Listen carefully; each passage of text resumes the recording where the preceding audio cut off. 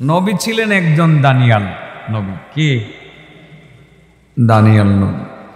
উনি আগেভাগেই জানছিলেন যে উম্মতে মুহাম্মদী শ্রেষ্ঠ। আগেই জানছিলেন। নবী তো, নবীদের কি আর জানার বাকি থাকে? আল্লাহ নানানভাবে ওহীর মাধ্যমে কিতাব নাজিল করে, জিবরাইল পাঠিয়ে বিভিন্নভাবে নবী রাসূলকে অনেক খবর জানিয়ে দিবেন, এটাই তো স্বাভাবিক। দানিয়াল নবী যখন জানছে সরাসর এলাকার উম্মতে মুহাম্মদীরা তারা শ্রেষ্ঠ উম্মত এবং তাদের মর্যাদা অনেক বেশি, অনেক কল্যাণের, অনেক শ্রেষ্ঠত্বের ঘোষণা হয়তো শুনেছেন। তারা একজন রুগী দেখতে গেলে 70,000 ফেরেশতা তাদের জন্য সকাল সন্ধ্যা দোয়া করবে।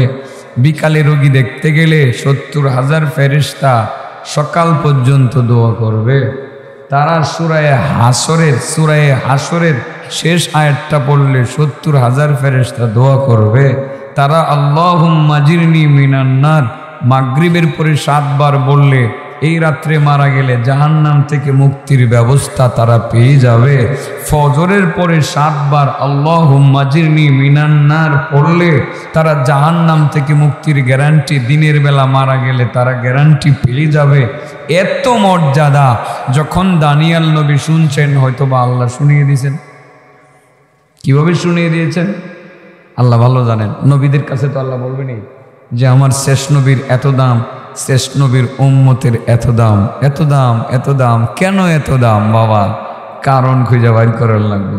দানিয়াল নবীরটা বললেই কারণটা বাইর করবো, কারণটা বাইর করেই ইনশাল্লাহ আপনাদের নির্দেশনাটা দিয়ে দিব। খালি সুজা আমলটা শুরু করে দেবেন, ইনশাল্লাহ করবেন তো।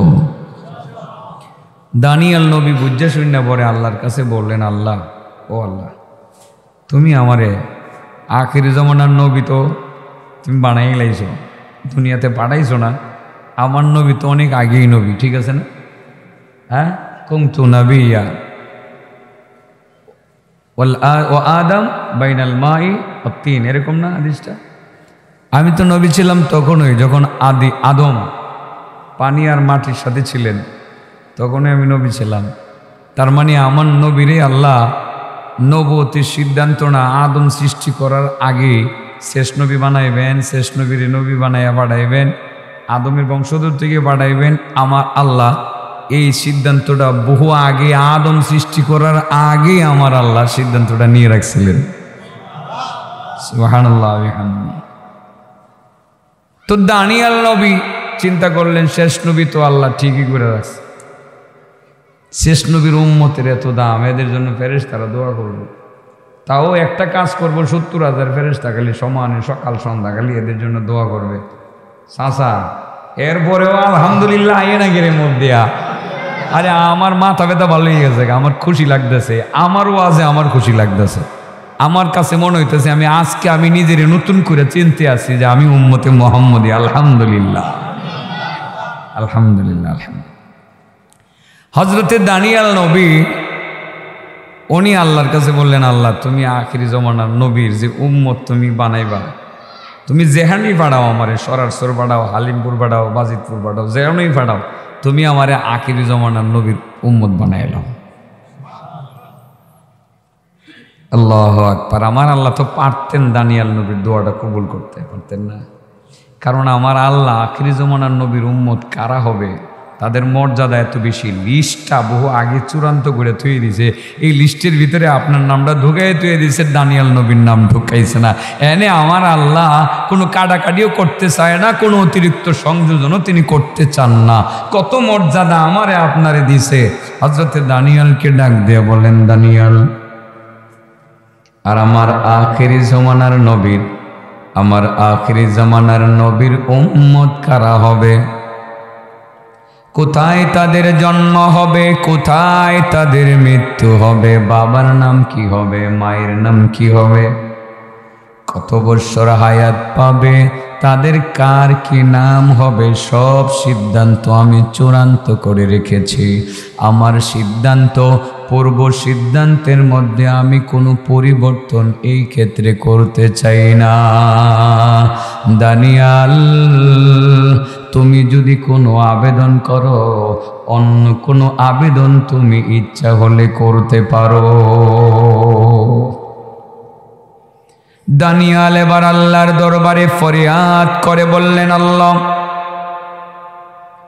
তুমি আমারে আখিরি জামানার নবীর উম্মত বানাইবা না। তুমি সিদ্ধান্ত চূড়ান্ত করে রেখেছ, তোমার সিদ্ধান্তের মধ্যে এই ক্ষেত্রে তুমি পরিবর্তন করবা না, সেটা তোমার ইচ্ছা। তবে আমি তোমার নবী হিসাবে তোমার কাছে আমার আবেদন তো থাকতেই পারে। আল্লাহ, তোমার কাছে আমার সর্বশেষ একটা আবেদন আমি রাখতে চাই, তুমি আমার আবেদনটাকে ফেরত দিও না। আল্লাহ, তুমি দয়া করে আমাকে আখিরি জামানার নবীর উম্মতের কোনো একজন, দুইজন বা কতক সদস্য দিয়ে তুমি আমার মৃত্যুর পরে মাবুদ আমার কাফন দাফনের কাজটা, জানাজার কাজটা, কাফন দাফনের কাজটা তুমি করাইয়া দিও। কত আমাদের সদস্য হওয়ার জন্য কত আকুল আবেদন করেছেন এত বড় নবী হওয়ার পর। ঈসা নবীও তো সেটা বলছিলেন যে আল্লাহ, তুমি আমাকে আখিরি জামানার নবীর উম্মত বানাও। ঈসা নবীর ক্ষেত্রে আল্লাহ সেটা কবুল করেছিলেন, যদিও এখনো পর্যন্ত আমরা ঈসা নবীরে দেখতে পাই নাই, দেখতে পাবো। যদি বেঁচে থাকি কিয়ামতের আগে ঈসা নবীর সাথে আমাদের দেখা হবে, তা না হয় আমাদের ভবিষ্যৎ প্রজন্মের সাথে ঈসা নবীর দেখা হবে। তিনি যখন এই পৃথিবীতে আসমান থেকে আবার নামবেন, তিনি উম্মতে মুহাম্মদী হইয়া নামবেন, সেদিন তিনি নবী হইয়া নামবেন না। কিন্তু দানিয়াল নবীর উম্মত হওয়ার আবেদনকে আল্লাহ কবুল করলেন না। না করে আল্লাহ আখিরি আবেদনটাকে কবুল করে নিলেন। বললেন, দানিয়াল, তুমি আমার কাছে আবেদন করলাম আমার প্রিয় নবীর উম্মতের মাধ্যমে তোমার জানাজা, কাফন দাফনের কাজটা শেষ করার জন্য। আমি তোমার শেষ আবেদনটা কবুল করে নিলাম, মঞ্জুর করে নিলাম। দানিয়াল নবী আনন্দে আত্মহারা হয়ে গেলেন, খুশি হইয়া গেলেন।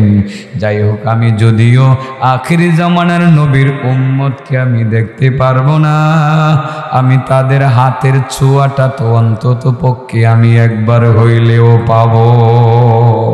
ও বাবা, আপনার হাতের ছোঁয়ার কত দাম চিন্তা করছেন? আপনার হাতের ছোঁয়া, টাচ, এর কত মূল্য? কেন এত দাম আপনার? সেটাই তো কইতাম, আপনার এত দাম কেন? সেই কারণটা যদি থাকে তবেই তো আপনি দামি আর শ্রেষ্ঠ। কারণ না থাকলে আপনি নিকৃষ্ট, বরং চতুষ্পদ জানোয়ারের চেয়েও বেশি নিকৃষ্ট। খুবেন যে হুজুর কারণটা কই না গেলে, এটা তো আমার অভ্যাস। আসল কথা তো লাস্টে ঘুমু, সারা জীবন সবাই জানেন, বুঝেন না? এটাকে তো তাড়াতাড়ি ঘুমু নাকি? এই কারণটা আস্তে আস্তে কারণের প্রতি আগ্রহ বাড়ক না, যে কারণটা আজকে থেকে ধরবেন তো সবাই ইনশাআল্লাহ। আরে অলরেডি দৌড়েই লাইছেন মিয়া সাহেব, খালি ভালোভাবে ধরবেন যাতে এটা ফইসকা না বইরা যায়। কারণ তো আছে, ওই আলহামদুলিল্লাহ, ঠিক আছে না? এবার দানিয়াল নবীর দোয়া কবুল। দানিয়াল নবীর দাফন কি আপনারা করছেন? ধরা গেছে না? আমার নবীর সময়ও ধরা গেছে না। নবী তো বলে গেছেন, কিন্তু আমার নবী নিজেও দানিয়াল নবীর জানাজা, কাফন দাফন কিছু করতে পারেন নাই। আবু বকরের সময়ও ধরা খাইছে না। কিন্তু উমর রাদিয়াল্লাহু তাআলা আনহুর সময়, কার সময়? হযরত উমরের সময়, আমার নবীর প্রিয় সাহাবী উমরের সময় আমর ইবনুল আস নামের এক নবীর সাহাবীকে, উনি কোনো এক প্রদেশের, কথিত আছে ইয়ামানের, এই জায়গাতে একটু ভুল হতে পারে, ফাতহুল মাজিদে আমি সরাসরি এই এলাকার নামটা মনে হয় পাই নাই। ফাতহুল মাজিদ পৃষ্ঠা নম্বর 130, 130 একটি আরবি কিতাব ফাতহুল মজিদ। এই কিতাবের 130 পৃষ্ঠার মধ্যে আছে, কিন্তু কোন এলাকার গভর্নর সেটা পাই নাই। অন্য কোনো একটা বাংলা গ্রন্থে আমি ইয়ামানের গভর্নর বলে পেয়েছিলাম। যাই হোক, জায়গার নামটা ভুল হতেও পারে, একটু নামে তো একটু ভুল হতেও পারে, সব নাম তো সবসময় মনে থাকে না, ঠিক আছে না? ধরেন ইয়ামানের গভর্নর হিসাবে পাঠাইলেন আমর ইবনুল আসকে হযরত উমর, তুমি ওই এলাকার মন্ত্রী। আরে আরব দেশের একটা প্রদেশ তো আমাদের বাংলাদেশ থেকে অনেক বড়, বুঝছেন না?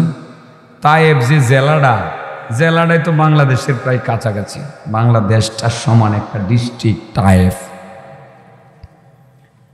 হযরতে ওমরের সময় আমর ইবনুল আসকে ওমর পাঠাইলেন, তুমি অমুক এলাকার গভর্নরের দায়িত্ব পালন করার জন্য চলে যাও, তোমার প্রয়োজনীয় ফোর্স বাহিনী, এলাকা শাসন করলে আর্মি, বিডিআর, পুলিশ, রেব এগুলো লাগে না আমাদের দেশে এখন? তো ওনাদের ফোর্সের কি নাম ছিল সেটা জানি না।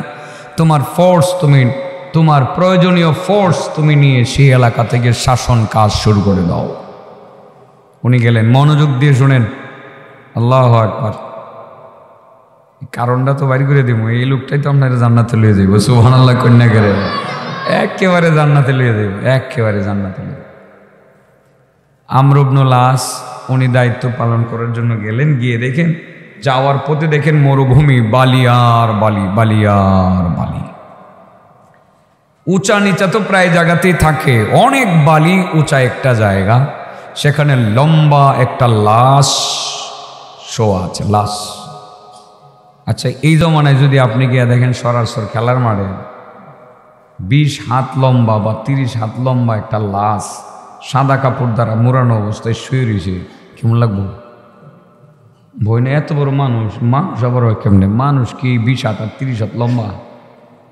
বিশ্বাস হইব? বিশ্বাস হইলেও সবাই অবাক হবেন। আমার নবীর জমানার লাশ, আমরা তো ছোট, আমাদের চেয়ে একটু বড় ছিল, এত বড় ছিল, মিডিয়াম ছিলেন আমার নবীর জমানার লোকজন। আমার নবীও মিডিয়াম ছিলেন, খুব বেশি লম্বাও না আবার খাটোও না, মিডিয়াম ছিলেন, মিডিয়াম। তো ওই জমানায় ধরেন আরব দেশে ধরেন লোকজন 7 ফুটই ছিল, 7 ফুট ধরলাম, সেই সময় যদি 20 ফুট আর 30 ফুট লম্বা একটা লাশ পায়, তাহলে ওনারা আশ্চর্য হবেন না? আমর ইবনুল আস গিয়ে দেখেন লম্বা একটা লাশ সেখানে শোয়া রাখা হয়েছে। লাশটার সামনে রেখা কিছু মানুষ হাত দুটা উঁচা করে আসমানের দিকে তাকাইয়া এইভাবে আল্লাহর কাছে দোয়া করে। লাশের কাছে কিছু কয় না, কার কাছে কয়? আল্লাহর কাছে কয়। আল্লাহ, আমাদের এলাকায় বৃষ্টি নাই, বৃষ্টির প্রয়োজন দেখা দিছে। আল্লাহ, জমিন ফেটে চৌচির হয়ে গেছে, জমিনে ফসল নষ্ট হয়ে যাওয়ার আশঙ্কার সৃষ্টি হয়েছে। আল্লাহ, তোমার এই যে বান্দাটা শুয়ে রয়েছে, তোমার এই বান্দার খাতিরে তুমি আমাদেরকে বৃষ্টি দাও। বন্দার কাছে চাইছে না, চাইছে কার কাছে? হযরত আমর ইবনুল আস গিয়ে দেখেন এইভাবে যখন কয় তো বৃষ্টি আইসা পড়ে। কিন্তু আগামী দিনে এটা যে কবর পূজা হইতো না, মানুষ পূজা হইতো না, এইটার কি গ্যারান্টি আছে? এই জন্য ওমরের উদ্যোগটা একটু বুঝছেন। এরপরে যখন আবার বৃষ্টির প্রয়োজনীয়তা ফুরাইয়া যায়, তখন আল্লাহর কাছে বলে, আল্লাহ বৃষ্টি আর লাগতো না, বৃষ্টি তুমি লইয়া যাও। বৃষ্টি জায়গা। আমর ইবনুল আস কিছুটা ভয় পেয়ে গেলেন, ভয় পেয়ে তিনি সোজা ফেরত দিলেন তিনি ওমরের দরবারে। খলিফাতুল মুসলিমিন, বুঝতে পারলাম না, ভয় পেয়ে ফেরত আসলাম, বিশাল বড় একটা লাশ দেখতে পাইলাম। এত বড় লাশ বর্তমানে জমানায় পৃথিবীর কোথাও থাকার কথা না। লাশটা দেখে ভয় পাইলাম। কিছু মানুষকে দেখলাম লাশটাকে সামনে রেখা আল্লাহর কাছে বৃষ্টি চাই, আল্লাহ বৃষ্টি দেন, আবার বলেন আল্লাহ বৃষ্টি নিয়ে নাও, আল্লাহ বৃষ্টি নিয়ে নেই। দেখে ভয় পাইলাম, বিদায় চলে আসলাম। লোকটাকে বুঝতে পারলাম না। ওমর বলে দিলেন, আমর ইবনুল আস, ও আমর তুমি যাও, সেখানে গিয়ে ঘোষণা দাও, যারা আল্লাহর এই বান্দার জানাজার নামাজে শরিক হবে, তুমি নিজে জানাজা পড়বা, জানাজার নামাজের ইমামতিটাও তুমি করবা। ঘোষণা দিবা, এই জানাজায় যারা শরিক হবে, আল্লাহ রাব্বুল আলামিন তার জিন্দেগির পিছনের সমস্ত গুনাহ খাতাগুলো মাফ করে দিবেন। ও আমর ইবনুল আস, আরেকটা কথা বলে দে, তুমি দিনের বেলা 14টা কবর খনন করবা। কটা কবর? 14টা কবর খনন করবা। 14টা কবর খনন করে তুমি রাতের বেলা তুমি তোমার একান্ত ব্যক্তিগত নিজের মানুষগুলোকে সঙ্গী নিয়া তুমি এমনভাবে যে কোনো একটা কবরের মধ্যে দাফন করবা, বাকি কবরগুলোকে মাটি দিয়া ভরাট করে দেবা, মানুষ যাতে বুঝতেও না পারে কোন কবরটা দানিয়াল নবীর ওই আল্লাহর বান্দার কবর। তুমি এইভাবে এই কবরটা দিয়ে দিবা যাতে মানুষ চিন করতে না পারে কোন কবরটা ওই আল্লাহর ওলির কবর, আল্লাহর বান্দার কবর। কারণ মানুষ যখন বুঝতে পারবে এই কবরটাই হলো সেই আল্লাহর বান্দার কবর, হইতে পারে মানুষ আগামী দিনে কবর পূজা শুরু করে দিতে পারে। কারণ যেইভাবে লাশ সামনে নিয়ে দোয়া শুরু করছিল, কয়দিন পরে তো লাশের কাছেও মানুষে বলতে পারত। আমর ইবনুল আস কবর পূজা বন্ধ করার জন্য কবরটাকে শনাক্ত করার ব্যবস্থা যাতে না থাকে সেই চিন্তাটা তুমি করবা। আমর ইবনুল আস বলেন, খলিফাতুল মুসলিমিন, সেই লোকের পরিচয় তো আমি জানলাম না, দয়া করে যদি তার পরিচয়টা দিতেন। এত দামি লোক যার জানাজায় শরীক হইলে আল্লাহ পিছনের গুনাহ মাফ করে দেবে। ওমর বলে দিলেন, আমর, আমি নবীর কাছ থেকে শুনছি, ও আমার নবীর কাছ থেকে নিজের কানে শুনছি। আমার নবী মুহাম্মদুর রাসূলুল্লাহ সাল্লাল্লাহু আলাইহি ওয়াসাল্লাম বলেছেন, দানিয়াল নবী আল্লাহর কাছে আবেদন করেছিলেন আখিরি জামানার নবীর উম্মত হওয়ার জন্য, আল্লাহ সেটা কবুল করেন নাই। লাস্ট চূড়ান্ত আবেদন করেছিলেন আখিরি জামানার নবীর উম্মতের মাধ্যমে জানাজা আর দাফন হওয়ার জন্য, আল্লাহ রাব্বুল আলামিন সেটা কবুল করেছিলেন। দানিয়াল নবীর লাশ নবীর জামানায় দেখা যায় নাই, দানিয়াল নবীর লাশ হযরতে আবু বকরের জামানায় দেখা যায় নাই, আমার জামানায় দেখা গেছে। এই দায়িত্ব আমার কাঁধে অর্পিত হয়েছে। তুমি আমার প্রতিনিধি হইয়া তুমি যাও, সেই দানিয়াল নবীর দাফনের কাজটা তুমি শেষ করো, জানাজা পড়ো, দাফনের কাজটা শেষ করো। কথা একটা মনে রাখবা, কবর দেওয়ার সময় বড় সাবধানতা অবলম্বন করবা।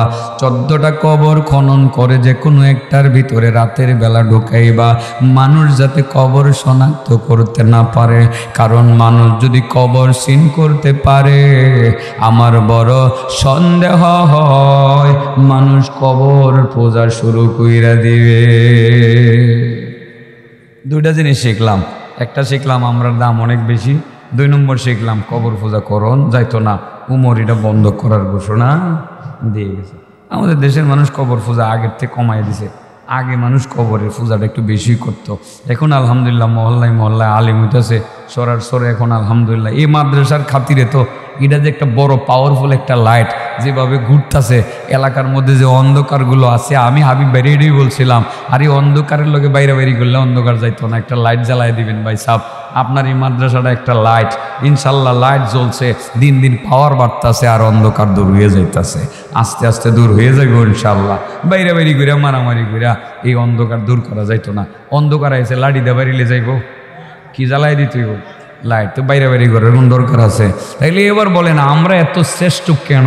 আমাদের শ্রেষ্ঠত্বের একটাই কারণ, সেটা হলো তিলাওয়াত করেছিলাম, আর রহমান